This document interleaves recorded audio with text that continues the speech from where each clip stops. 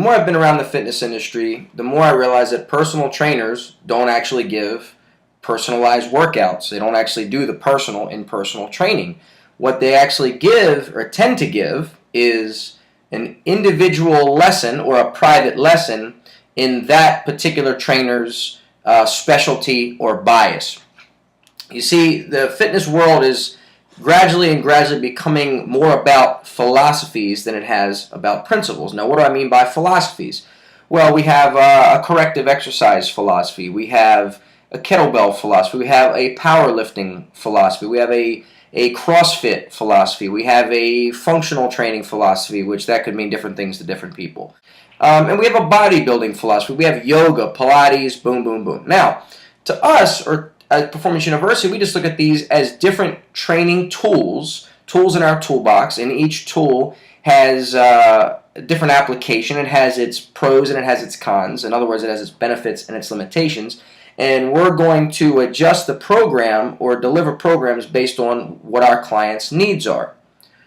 But the issue is, I've never met a bodybuilder who doesn't recommend bodybuilding to everyone. I've never met a yoga instructor who doesn't tell everyone that they need to stretch and breathe better. I've never met a corrective exercise specialist who's ever taken anybody out of assessment and goes, your posture is perfect and your movement patterns are clear right off the bat. There's always problems. Nobody ever passes those assessments. I've never met a powerlifting person who says you shouldn't lift heavy stuff or you're already strong enough.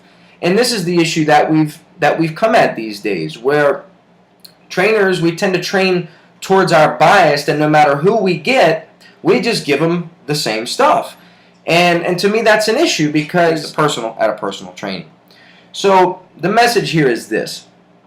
Don't get caught up with your philosophies and don't try to force everybody into your individual philosophy because it might not, or your specialty, because it might not best fit the goals. Let's take an example.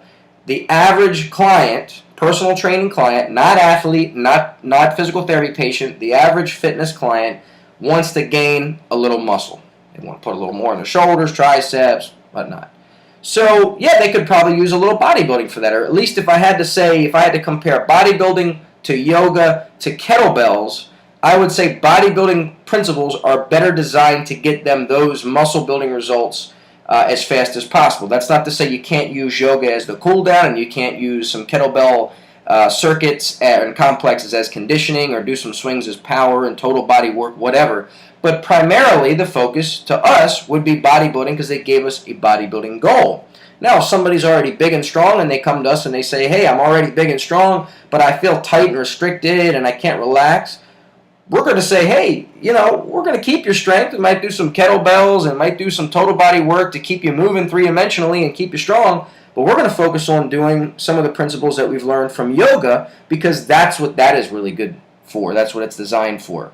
So there is no contest of trying to say this is good, this is bad. It's just looking at what things have been designed to do. Because if something's designed to do one thing, it's probably not that great at doing the other. And just understanding the benefits and limitations of everything and using them accordingly. That is what personal training is. That's what we believe makes a good trainer at Performance University. It's basing it on principles, not trying to fit everybody to your personal training or to your philosophical bias.